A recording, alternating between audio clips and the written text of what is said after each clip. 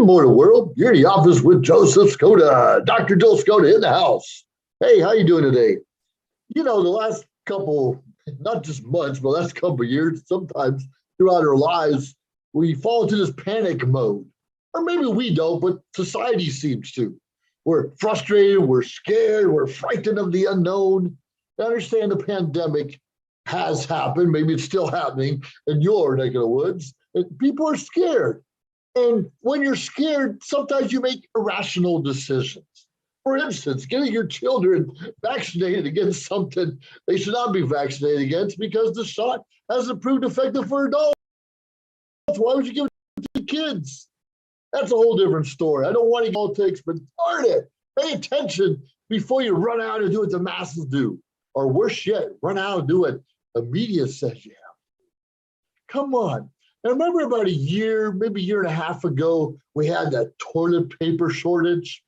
Everywhere you go, people stocking it up in their carts at the store and buying 5, 6, 7, 8 different packages of toilet paper.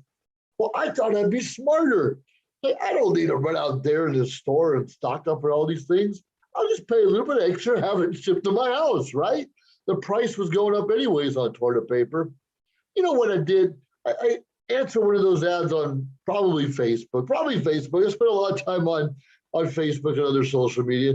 And I bought this, I think it said 12 or 10 rolls for, I don't know, it was 20 bucks, 30 bucks, I don't know. But at that time, I wanted to be ahead of the curve and make sure I had some. But look what I bought. I don't even know what it says. I don't know how many rolls. It's a very small package for 10 or 12 rolls. But this is what I bought and probably spent about $36. Probably $36 for this small roll of toilet paper. Are you freaking kidding me? And we often fall into that trap because someone says we need it. You better get it now. There will be none left tomorrow.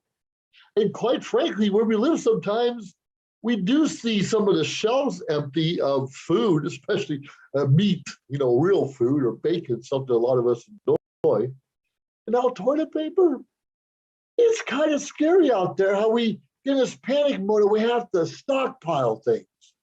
And I do believe in stockpiling for a rainy day, not just toilet paper and food and other utensils and drinks, but stockpile maybe some money. You ever think about having a little bit of extra money in the bank account? And that's something too. Do we trust the banks with our money? Of course not. How can you? But the majority of our money should probably be there. But it's okay to put some in your pillowcase, some in a safe, some somewhere else, maybe a friend's house. They better be a good friend. But whatever it is, we have to kind of diversify, not just as a nation, as people, diversify our income, diversify our supplies, diversify maybe even our friends. It's so important that we pay attention to what's really going on around us. Look at this face behind me. I don't know. I bought a lot of things I didn't need while everybody else is not buying toilet paper. It is what it is. But we're going to suffer. We have to accept whatever consequences those may bring. I may be stuck with this as a background forever and ever. Not really. I have a lot of other smiley faces too. But I spent the money for the toilet paper, and I'm too ashamed to even use it. I'm holding on to it. This literally, there's 2 rolls on each side. I can feel 1 roll here and 1 roll here. I know you can't see very well on there, but there's like 2 rolls in there on each side. Are you kidding me? It's something I pay a tribute to, something I talked about a year ago. Well, one day I'm going to do a video about this. And I just didn't because I was ashamed. If you're going to do something that later on you may be ashamed of, why do it to begin with? I know. Hey, trust me, I've invested in the stock market for years, and I bought a lot of stock I bought. I followed the crowd in the mad rush. Oh my goodness, I have to get in while it's still hot. And then, everybody, something goes high, it goes down. That's me. I like to buy high and sell low. I mean, that's the American way, right? There is a blueprint for investing. There is a blueprint for buying toilet paper. There is a blueprint for helping us live the life we want. But we don't always follow that blueprint. We know better. We're smarter. We don't know who to trust, or I've always done it this way. Or my dad always said, do it that way. And that's funny. My dad had a lot more wisdom in his finger than I do in my own body sometimes. He didn't invest in things, he invested in people.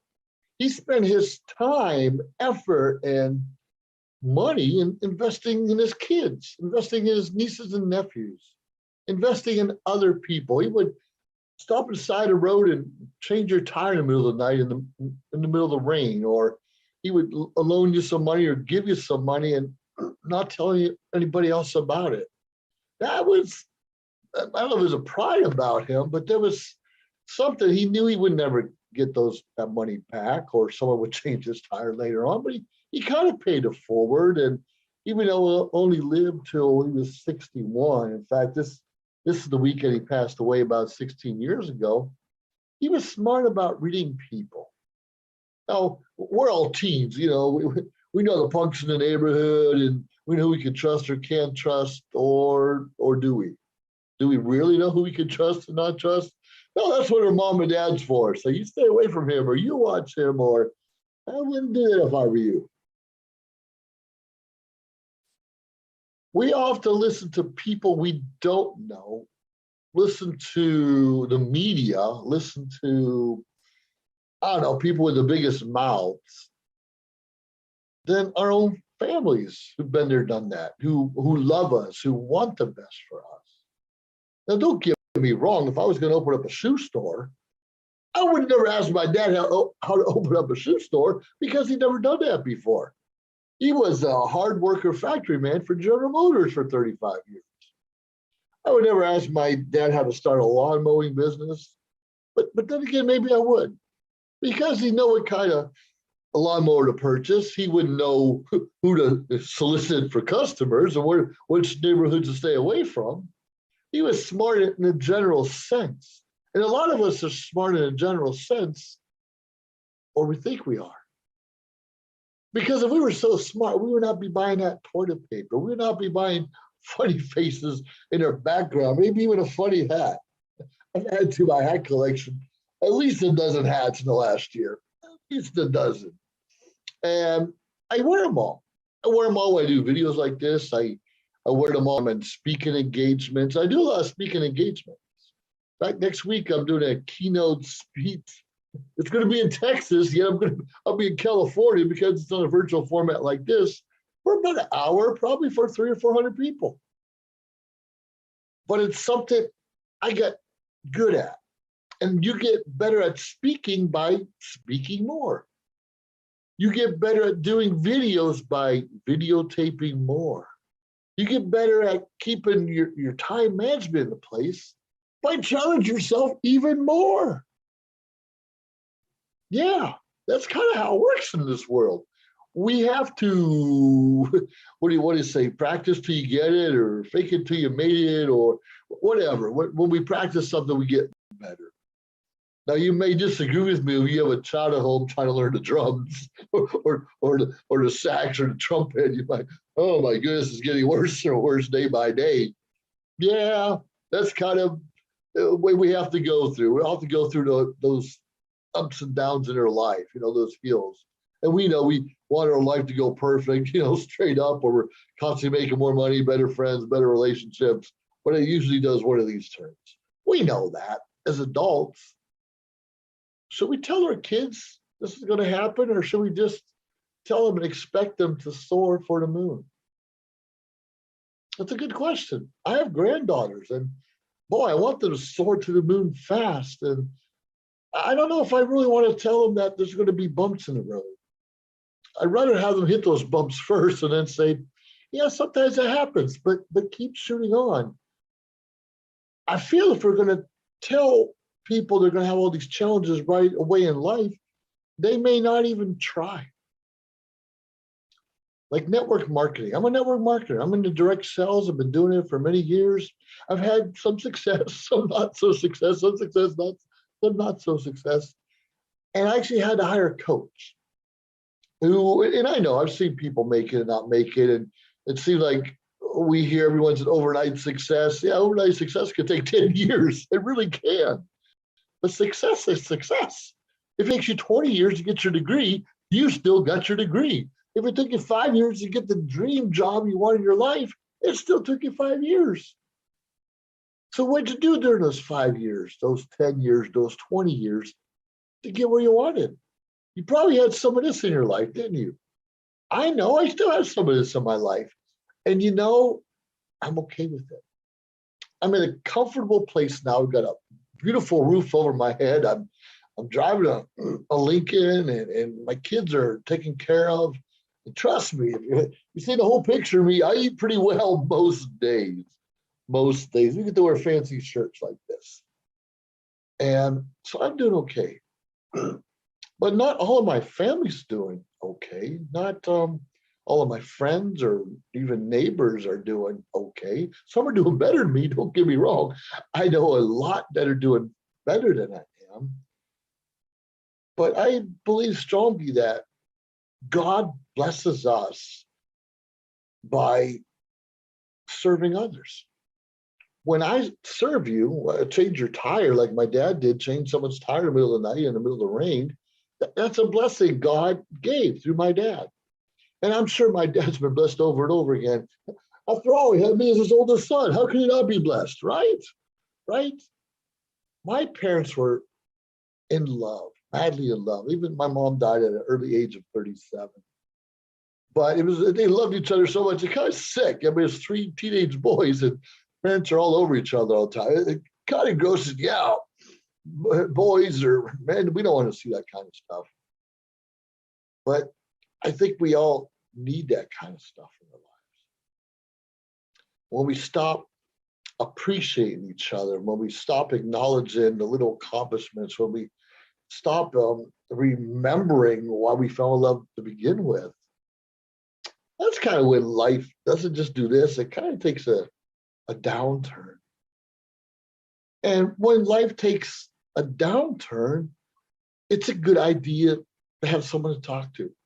It's a good idea to sit back, reflect on the good times. It's a good idea to sit back and reflect on what's going wrong.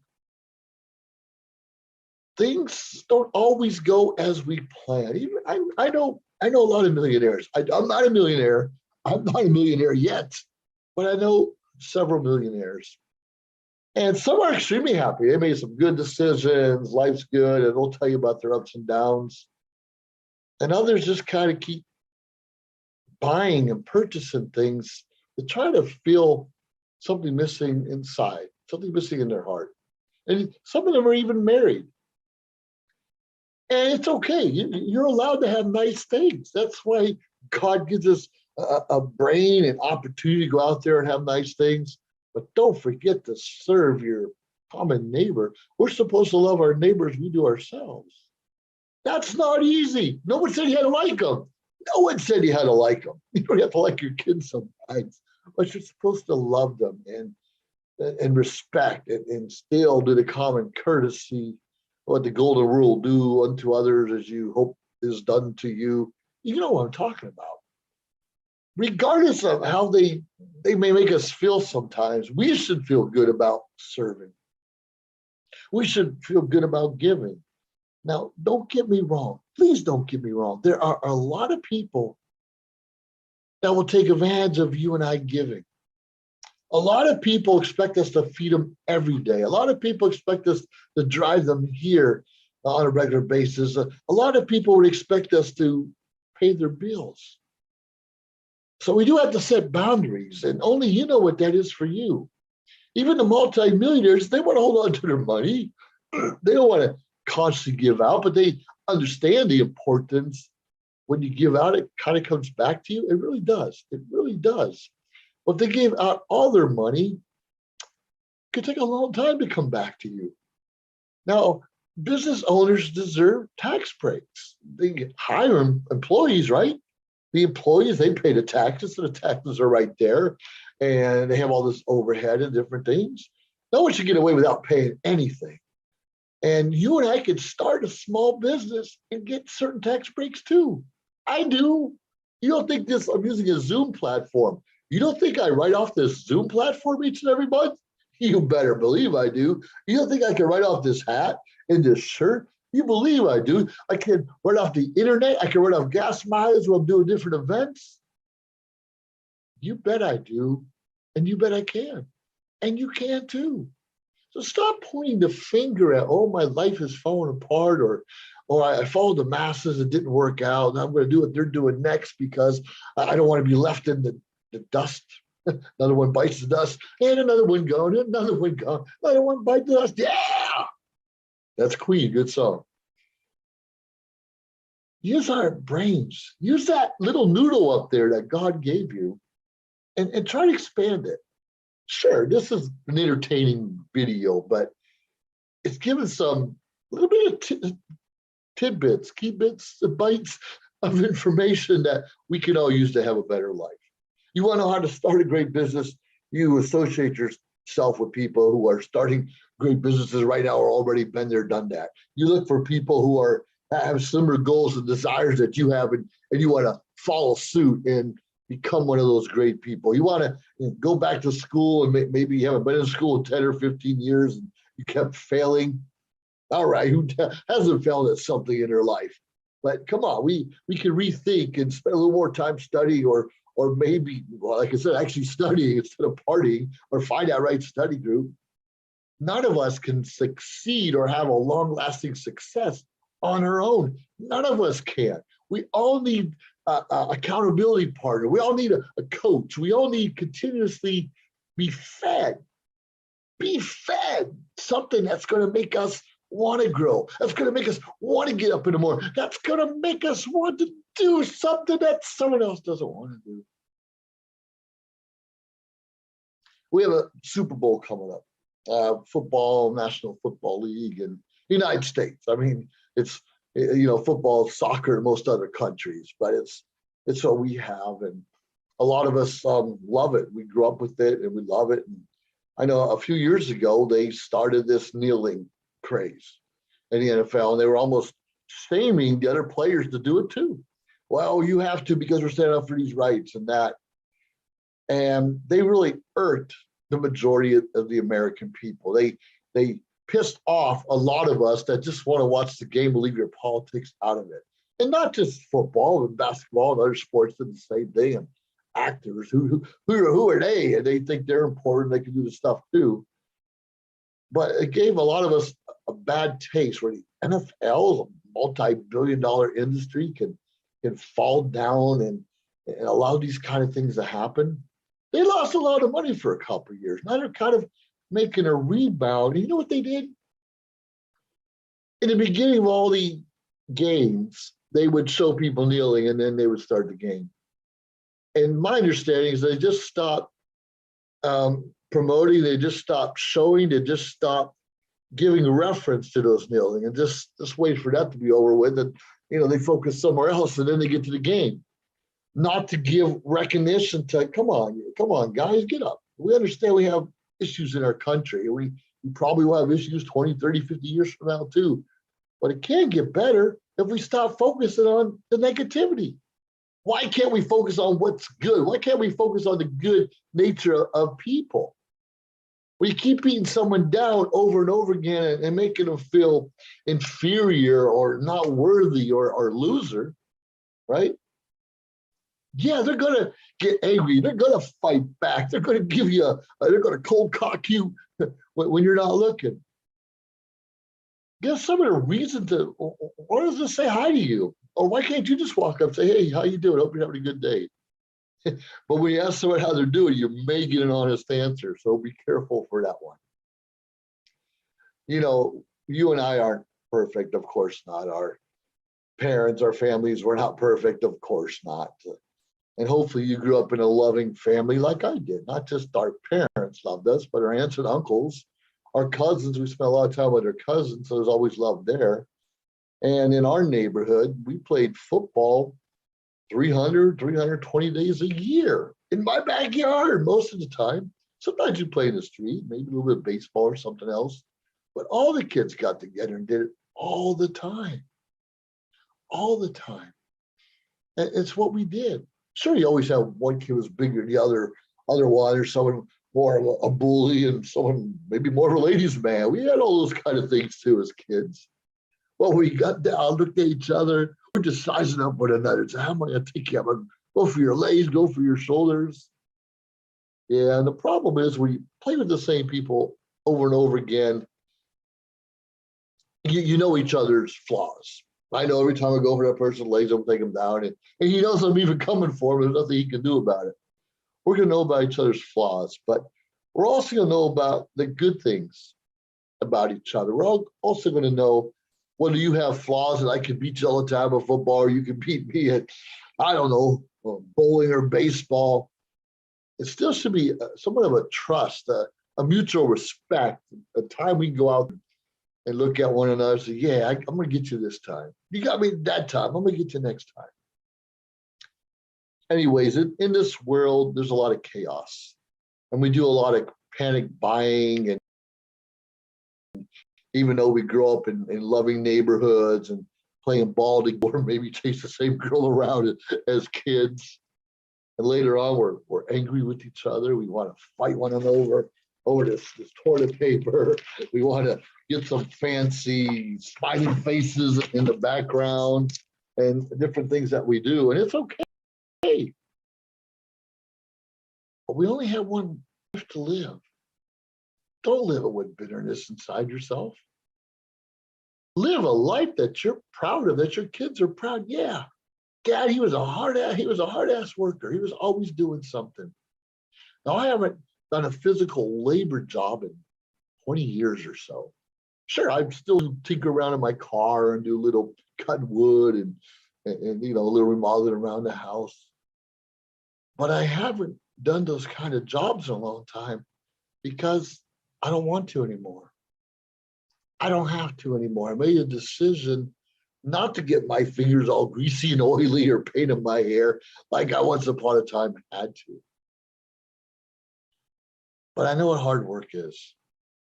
And someone who's willing to do things like that for you for free or even charge you a nominal fee, respect them. We're in this together and we're trading goods for services all the time. It has to feel good on both sides. Just recently, I had someone do some carpentry work for me, building a roof over my patio. And I thought we agreed on the price. Of course, it kept going up because I wanted different things done. It kept going up. And at the end of the day, he said, okay, it's going to cost this much. So it kind of caught me off guard. Like, really? I paid it. And a couple of weeks later, I said, hey, I need some more work. I need to do this and that. And he wouldn't respond. And a week later, I checked and he wouldn't respond. He finally responded. He's like, I don't know if I want to do any more work for you. You kind of lowballed me on the last job. I thought I overpaid myself and he thought I underpaid. So there was a disconnect in the communication. And he's a hard worker. I'd love to have him come back and help do some more things on my house. But am I always going to feel that I'm being taken advantage of or he's going to feel he's being taken advantage of? It might be better just to part ways now and go look for someone else. And it's hard to find a handyman or someone who knows what they're doing for real. When you find a good one, hold on to them. And you might have to overpay a little bit for that mutual respect, that integrity, someone you can rely on. So that's something I have to work through. And maybe you have something similar you have to work through. This chaotic environment we live in has caused stress in our lives that we don't need. We don't need. We need to love our neighbor as we do ourselves. It's what God said. There's no other way around it. It's not a choice. It's not a choice. Anyways, you have yourself a great day. I know I'm babbling on too much already. You have a great day. Subscribe to our channel. Subscribe to the Social Media Shows Network. Subscribe to In the Office. Subscribe to josephskoda.com. And don't take up all the toilet paper. Have yourself a great day now. Look forward to hearing from you. If you liked our show, please subscribe to our YouTube channel or find us on any social media platform, Instagram, of course, Facebook. Like, subscribe, share. We appreciate it. Let us know your thoughts and join our team. Anyways, we appreciate you staying tuned week after week, day after day, because we continuously build up our network to bring to you what you're asking for. Have a great day.